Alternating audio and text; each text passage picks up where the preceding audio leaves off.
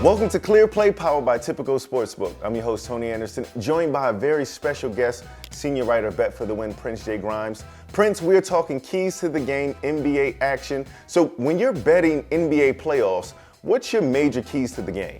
Yeah, I think just looking at, matchups and understanding that certain teams are going to play better against teams that they match up well against. I'm looking at matchups and just how, different players match up against each other. We've seen Philadelphia in the past go into a series against like Boston, and you would think Joel Embiid would be the best player in that series, but then Boston would have someone like Al Horford who just matched up really well against Embiid and made things difficult. So things of that nature we saw in the play-in game between the Clippers and the Timberwolves.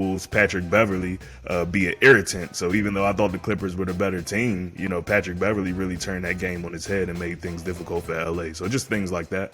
Now, the old adage is that role players play better at home, but come playoffs, does that matter? How important is home court advantage? Yeah, that does matter, but particularly for younger teams. I think when you have veteran teams, like say the Golden State Warriors, who have been here before, and they have guys like Stephen Curry and Draymond and Clay and Andre Iguodala, like those guys really aren't going to be phased on the road. They've done this before. It's the other guys, and that's where the role players, a lot of those guys who are on the Warriors, like a Jordan Poole, they haven't been in this situation, so you would expect that they play better at home. I look at a team like the Memphis Grizzlies where that roster is so young, and so the fact that they were able to grab that number 2 seed, meaning throughout these entire playoffs, unless they run into the Phoenix Suns, they're going to open a series at home for the first 2 games, and if they go to a game 7, that game 7, whoever they're playing has to come to Memphis. That's huge for a young team like that to have that home court advantage. Now, aside from main bets, what are some of the other bets that you really look forward to? I'm looking for value. I love spreads, but I'm really looking for value in the playoffs just simply because you have, as we talked about, your favorites. And just because the general public or the books think a team is favored to win doesn't mean you necessarily have to agree with that. I look at the Raptors against the 76ers.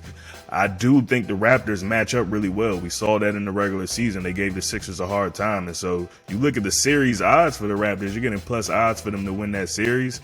I'm not saying they will definitely win the series, but I like the value there, so I might sprinkle a little something on that. And then just in the individual games, similar thinking, Boston is favored over Brooklyn. Well, I have a hard time betting against Kevin Durant, so I might sprinkle a little something on Brooklyn each time because I think they have a good chance to knock off Boston in a few of those games.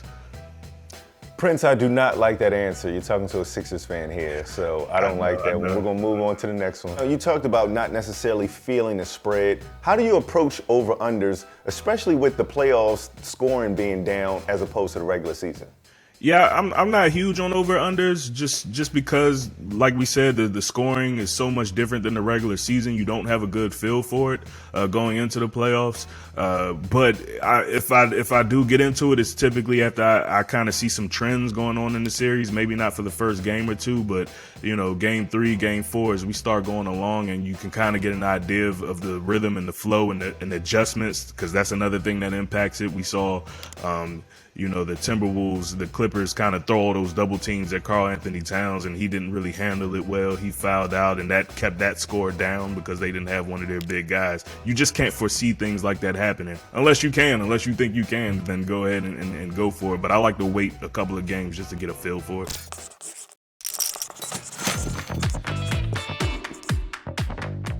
Well, Prince, I hope our viewers were taking notes because you took us to school. Now moving on to Feel It or Fade It. Prince, give me 2 teams that you're feeling to go to the next round, and who are 2 teams that you're fading? Yeah, I'm feeling the Memphis Grizzlies, and I know I'm not alone in that. This young team is frisky. They get after it, they defend, and they have a young stud in Ja Morant who can't be stopped when he has his mind set on scoring. And I like their matchup against Minnesota. I don't think Minnesota has the horses to keep up. And I'm also feeling the Brooklyn Nets. I know Boston plays defense at a very elite level. I think Robert Williams being out is going to hurt them. And even if he was there, Brooklyn has 2 of the world's greatest scorers in Kevin Durant and Kyrie Irving. And that's a lot to handle for any team. I'm fading the Utah Jazz.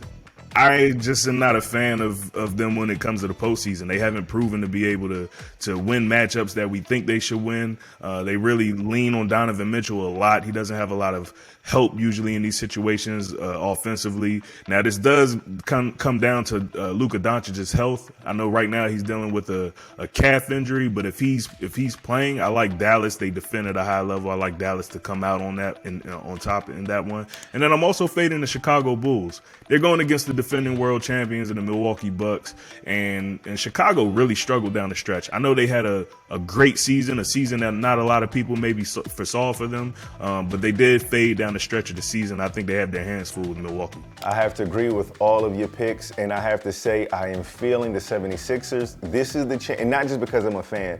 I have to say that I feel like this is going to be the point where Joel Embiid and James Harden have to come out and make this go, have to make it work. They have to prove why. Joel Embiid has to prove why I believe he's the MVP, and James Harden is going to have to prove why he fits better in Philly than he did in Brooklyn. So I'm feeling the Sixers, and I'm also fading the Bulls, as you just said. You know, love what DeMar DeRozan is doing over there, and I really didn't expect them to do as well as they did. However, you got the Joker, you got Embiid, and then you got Giannis. I don't think they have any answer for Giannis. So I have to go with you on there, Prince. And yeah, this is exciting. I'm hyped to see where this goes.